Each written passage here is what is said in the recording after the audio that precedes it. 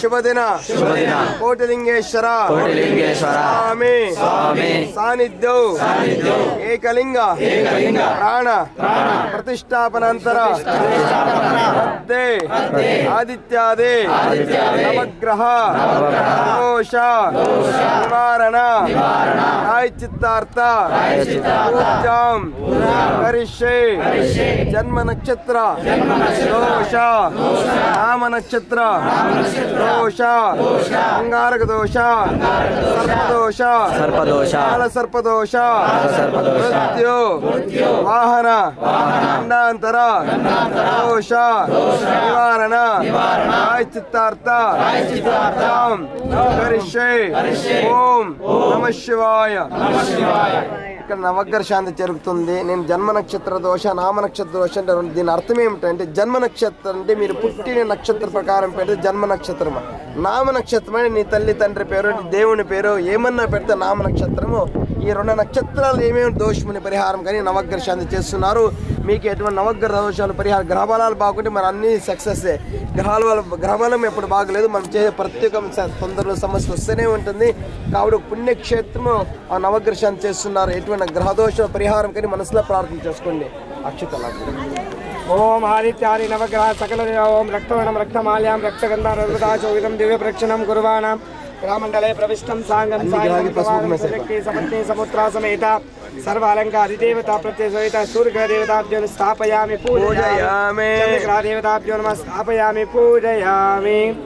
ओम गंधद्वारां दुरादृष्टां नित्यपुष्टं गणेशनेश्वरे गौ सर्वभूतानां तामेवोपेशं गन्धार्नारयामि सर्वमङ्गलमाङ्गल्ये शिवे सर्वासाधिके शरण्ये त्र्यम्बके देवी नारायणी नमोस्तुते।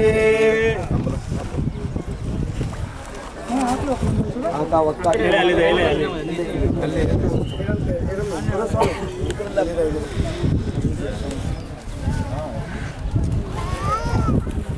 अंता चपना नमः सूर्याय चंद्राय मंगलाय बुधाय च गुरु शुक्र शनि राहवे केतवे नमो नमः आदित्यादि नवग्रह सकल दोष परिहारार्थं मम संकल्पिता पूर्वेण लिंग प्रतिष्ठापना करिष्ये काल सर्पदोष अंगारक दोष क्रोधमृत्यु पैशाचिक सकल दोष निवारणार्थं ओम धूपं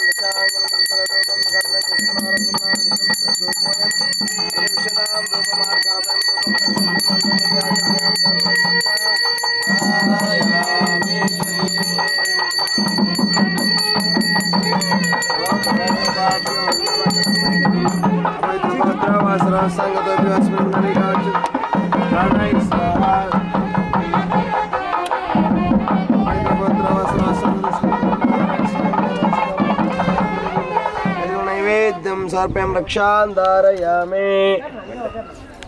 ओम हिरण्यपात्रमुदोपनं धातयेमदयोस्तानि वेकदां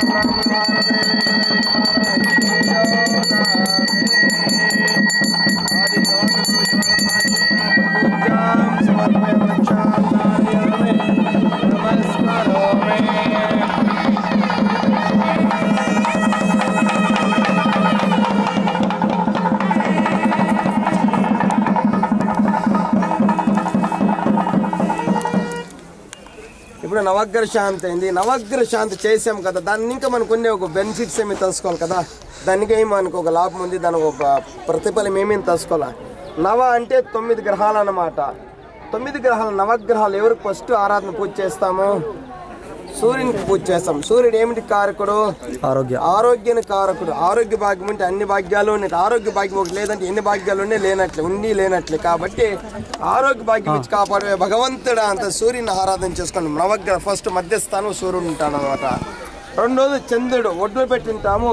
ఈ జగత్కి అన్నదాత శివుడు అయితే సపోర్ట్ చే చంద్రుడు, ఎటువంటి కష్టం వచ్చినా సరే అన్నానికి ఏమి కొరత లేకుండా కాపాడే భగవంతుడు అంతసి చంద్రుని భగవాన్ ఆరాధన చేసుకుంటాడు, ఆగ్నేయంలో ఉంటాడు మన చంద్రుడు ఎప్పుడే కానీ।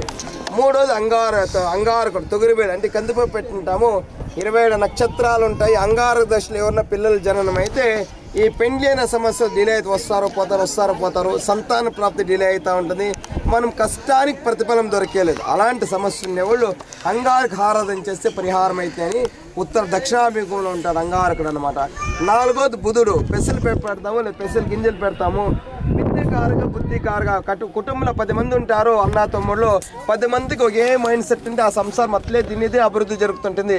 ఒక తొమ్మిదికి ఒక బుద్ధి, అన్నకు ఒక బుద్ధి, ఇంకొక అన్నకు ఒక బుద్ధి ఉంటే ఆ సంసారం ఆటికాటికే ఉంటుంది. కాబట్టి 10 మందికి మంచి బుద్ధి మంచి విద్య ఎంతసి బుధుని ఆరాధన చేసుకుంటాము. 5వది బృహస్పతి గురుబలం అంటే ఇప్పుడు మీరు ఎంత ఒక్కూటిగా వచ్చినారో ఒక అన్న చిరంజీవి అన్నోళ్ళ కోసం ఒక సేవ చేయాలని ఒక్కూటే ఒక సక్సెస్ కావాలనేసి అలా బృహస్పతి గురువు అనేవాడు మనం ఏమనుకున్నది సక్సెస్ కారకుడు దారి చూపేది బృహస్పతి. మనం ప్రత్యేకమైన సక్సెస్ కానీ అభివృద్ధి కానీ బృహస్పతి ఆరాధన చేసుకుంటాము. 6వది లక్ష్మీకారకు అనపేపాయలు పెట్టుకుంటాము. శుక్లాచార లక్ష్మీకారకుడు ఫైనాన్షియల్ ప్రాబ్లం లేకుండా కాపాని శుక్లాచార్య ఆరాధన చేస్తాము. 7వది శనిమాతం నూగులు పెడతాం. శనిమాతముడు ఎవరు కుమారుడు అంటే సూర్యుని కుమారుడు శనేశ్వరుడు అనమాట. ఆయుష్కారు ఆరోగ్యం తండ్రి కారకుడు అయితే ఆయుష్కి శనేశ్వరు కాదు దీర్ఘాయుషిని శని ఆరాధన చేసుకుంటాము. ప్లస్ ఎవరైనా ఇంట్లో బోన్స్ అధిపతి అంటే ఎముకలకు అధిపతి శనేశ్వరుడు అనమాట. ఎముకల ప్రాబ్లం ఎవరికన్నా ఉంటే మేలే కాదు ఏ హాస్పిటల్ పైన స్కాన్ చేసినా నార్మల్ అన్నీ నార్మల్గానే ఉంటుంది, కాయలు అలాగే ఉంటుంది. అలాంటి శని దేవుని దర్శనం చేయండి. ప్రతి శనివారము ఉపాసంతో వెళ్ళాల. నూగులు బత్తితో దీపం వెలిగించండి. నల్ల బట్ట నీ శక్తి పంచి సవను టవల్ శనీషకు లేదు ఒక రగ్గి శనేశ్వర దేవస్థానం దానం ఇచ్చి ఒక 5 వారాలు చేశారంటే ఎటువంటి దోషాలను పరిహారం అవుతుంది అని శనేశ్వర ఆరాధన. ప్లస్ రాహుకేతు ఉద్దిబాలు ఉలులు రాహుకేతు ఒకే గ్రహమే. రాహుకేతు అప్రదక్షిణ కారకుడు, రక్తకారకుడు, రాహుకేతు సర్పకారకుడు, కాళ్ళ సర్పదోషం అంటే పరిహారం కానీ రాహుకేతు ఆరాధన చేసుకుంటాము. నవగ్రహాల దేవస్థానానికి మీరు ఎప్పుడైనా వెళ్తే చూసుకుండా ఉల్టా ప్రదక్షిణ